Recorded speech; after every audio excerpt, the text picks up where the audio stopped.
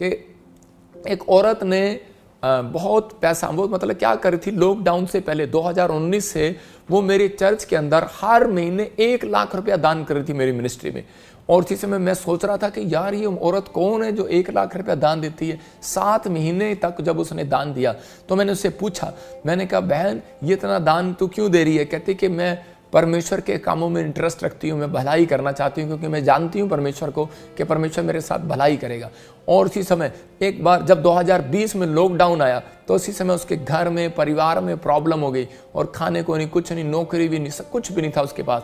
लेकिन उसके पास टेस्टमनी आती है हमारे चैनल पर कि उसको परमेश्वर ने 7 करोड़ रुपए का बंगला दे दिया। मैं इसको देख रहा हूँ कि लॉकडाउन में मतलब कि परमेश्वर उसके साथ क्या कर रहा है, उसके साथ भलाई कर रहा है। वो नर्स थी और उसी समय वो कोरोना में, उस समय में लोग डरे हुए थे और जो डेड पीपल हो रहे थे, कोरोना वाले पेशेंट के पास किसी के पास नहीं जाता था। वो लेडीज किसी पेशेंट के पास गई और उसका इलाज किया उसने, और किसी व्यक्ति ने उसको 7 करोड़ रुपए का मकान दे दिया। दोस्तों, परमेश्वर आपका भला करना चाहता है, लेकिन कब? जब आप दूसरों का भला करते हैं। आज बहुत सारे लोग परमेश्वर से भलाई चाहते हैं कि परमेश्वर मेरा भला कर, मेरे बच्चों का भला कर, मेरा परिवार का भला कर। लेकिन परमेश्वर कहता है उनका भला करता हूँ जो दूसरों का भला करता है। आज बहुत सारे लोग अपना भला चाहते हैं, लेकिन कभी भी उन्होंने अपनी ज़िंदगी में किसी का भला नहीं किया होता, इसलिए परमेश्वर उनका भला नहीं करता। लेकिन आज आप चाहते हैं कि परमेश्वर मुझे प्यार करे और मुझे ब्लेसिंग दे।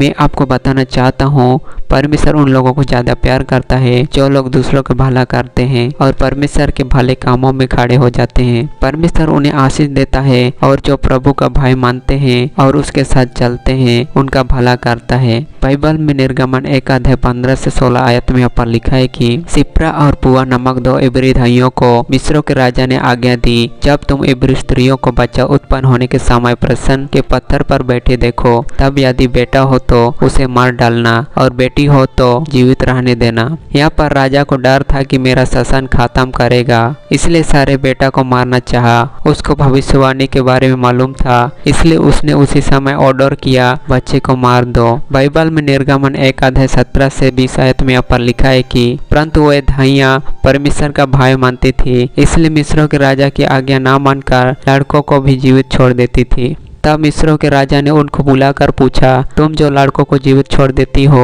तो ऐसा क्यों करती हो? धाइयों ने फिरौन को उत्तर दिया, इब्री स्त्रियां मिस्र स्त्रियों के समान नहीं है, वे ऐसे फुर्तीले हैं कि धाइयों के पहुंचने से पहले ही उनको बच्चा उत्पन्न हो जाता है। इसलिए परमेश्वर ने धाइयों के साथ भलाई की और वे लोग बढ़कर बहुत समर्थी हो गए। दोस्तों, उन धाइयों ने उन औरतों के साथ भलाई की, उन्होंने डरा नहीं, राजा के डर को छोड़ दिया। राजा हमें क्या कहेगा, हमें नौकरी से निकाल देगा, हमें मारेगा और हमें कुछ भी करेगा, लेकिन उन्होंने फैसला लिया इस्राएली बच्चों को, इब्रानी बच्चों को हम मरने नहीं देंगे, हम उन्हें पैदा होने देंगे। और उन स्त्रियों का भलाई किया, उनके बेटाओं को बचा लिया और वे लोग बढ़कर बहुत सामर्थी हो गए। इसलिए कि धाइयों वे परमेश्वर का भय मानती थी, उसने उनके घर बसाए। याद रखना, अगर आपने किसी के साथ भलाई किया है तो आज आपको परमेश्वर नया रिजल्ट देने के लिए जा रहा है। यीशु मसीह के नाम में आपको ब्लेसिंग मिलने के लिए जा रहा है। अगर आज आपका पैसा किसी ने खा लिया या आपके भाइयों ने आपके साथ गलत कर दिया तो भी भलाई करते हुए परमेश्वर के प्रेम में आगे बढ़ते जाएं, परमेश्वर के वचनों में प्रार्थना में आगे बढ़ते जाएं। परमेश्वर आप सबको आशीष दे।